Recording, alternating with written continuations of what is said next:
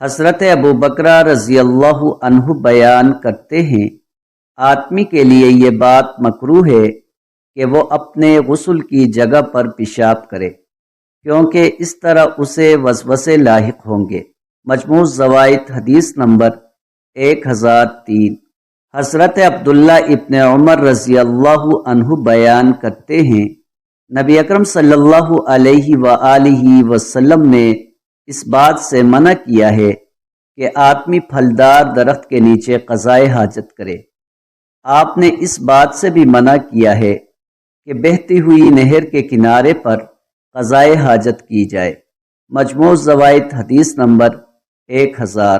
محمد بن سیرین رحمہم اللہ بیان کرتے ہیں، ایک شخص نے حضرت ابو ہریرہ رضی اللہ عنہ سے کہا، آپ نے ہر چیز کے بارے میں ہمیں حکم بیان کر دیا ہے، قریب ہے کہ آپ ہمیں قضائے حاجت کے بارے میں بھی کوئی حکم بیان کر دیں گے۔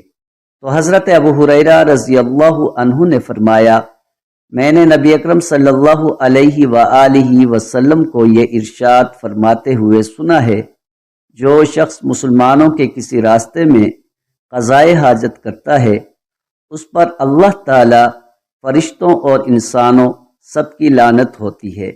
مجموع زوائد حدیث نمبر 1002۔